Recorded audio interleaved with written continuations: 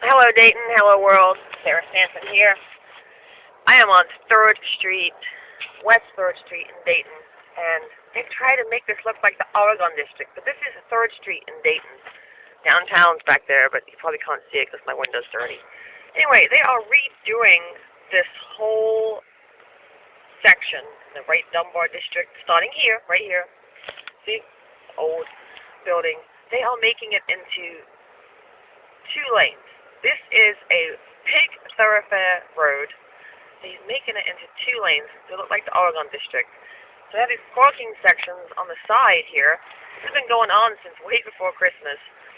And I don't know why they've cut this down to 2 lanes along a highly trafficked street joining the west side to downtown. I just don't get it. Don't get it at all. In the wintertime, well, it's still wintertime. It's January 29th, but this section here, it didn't even have a sidewalk. See, it's got like a ready color sidewalk now. But back in December, I was watching an old man with canes hobbling over the earth that was right there. There was earth for weeks, probably over a month. And then I saw ladies taking their children to the bank and hobbling over the earth. It was just ridiculous.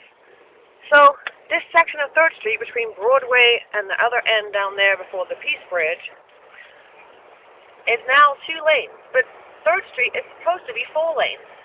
So whose idea was that to do that? And just think of all the things they could have done with the money.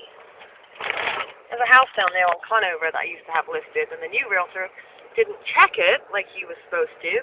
And people can go and check it. It's the first house on the left on Conover. Well, I went down there one day last October, and noticed that the door was missing because I was so used to driving by to check on it every few days, at least 2 or 3 times a week. But I drove down there, and the door was missing. And I called the realtor. I said, hey, you need to board up the door. Well, he didn't, and now all the windows are missing. And all anyone has to do is go down there, because everything I say is the whole truth, nothing but the truth. I'm serious. I get into trouble because I tell the truth. Like my new Vite flyer is going to have the fact that our new mayor has basically just dropped all the things we talked about me being on his real estate task force. I've talked to a lot of people about his real estate task force. Lots of people. I talk to people every day. I've told many, many people about being on the mayor's real estate task force. But on Monday, this Monday, January 25th, he was at the NAACP meeting at Westwood, and he was telling us about the Economic Development Task Force that he had put together with 17 people. And I was sitting in the audience thinking, okay, we've got to bring up the real estate task force. I'm sitting right here. But he didn't. So after the meeting, I said, Gary, why didn't you bring up the real estate task force? He said, well, you could ask a question. Well, I've talked to the man many times. Took him on a real estate tour last April. Talked to him about a lot of stuff. So I didn't need to be like taking a citizen's opportunity to talk to him that maybe hadn't talked to him in person before. So I didn't. But I was sitting in the audience, and he could have told everyone at the meeting that we saw through a real estate task force. And the realtor that helped him introduce him to people on the west side drove him around parts of the west side he hadn't even seen before because he only knew about Grand and Salem. And this is the end of McCall. The end of James McGee at McCall. They're going to be extending that out to Germantown Street, probably close to Danner, just to the side of Sotheby's, right there. And they did redo Germantown Street, but they haven't actually done it properly. Whoever did it didn't bother to make the middle seam of the blacktop flat, so it's this middle seam on each lane. And they also didn't blacktop it from Danner to McLean.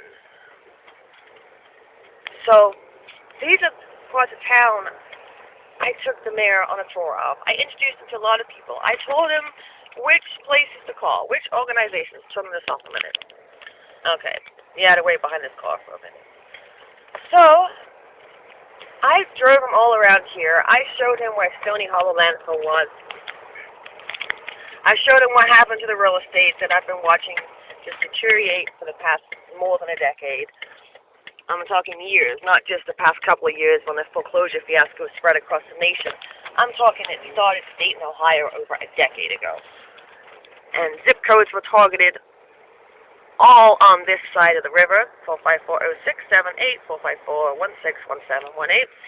Those were the names, zip codes targeted back about a decade ago when I had an article, which I'm trying to find where the article is because it's not on the computer anymore. It was a Dayton Daily News article. This is Germantown Street with the seams in the middle. Spent all that money to redo the street. It was closed for weeks. Well, not closed, but it was raggedy for weeks. And then they couldn't even put the seams straight.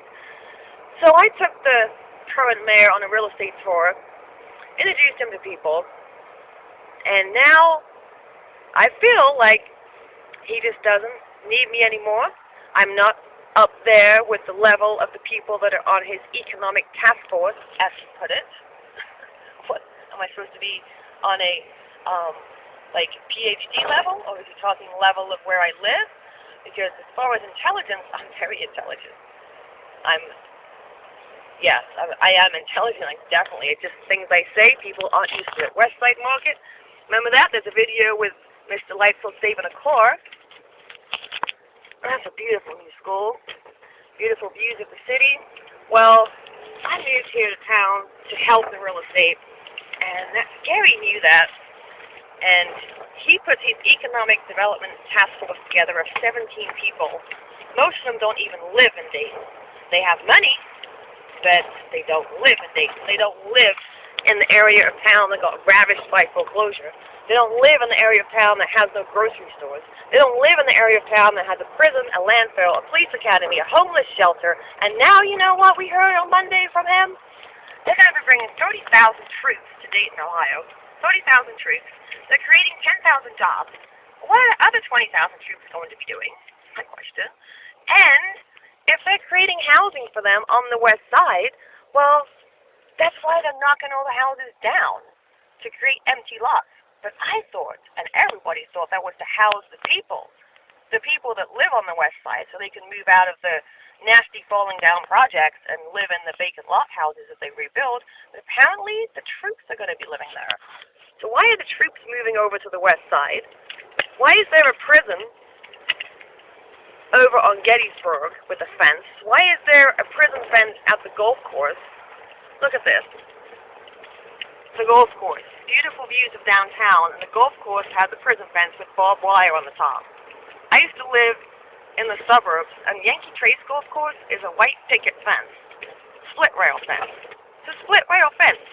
You could just walk right through it. But here, they have a barbed wire prison fence. Yep. And then we have a police academy at the bottom of this road. But we're getting 30,000 troops come to Dayton. I've looked all over the internet. I don't see anything about it. The only thing I see about troops coming back to America is that there's a scare about a civil war, so they're bringing troops home. But I don't see anything about it. So maybe one of the people on his economic task force broke to the base and leaked the information. I don't know. But I found out about it. So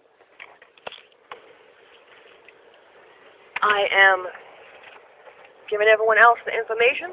Here's the police academy. They're pretty quiet when it's snowing out because it's kind of cold to be turning around in the driveway here.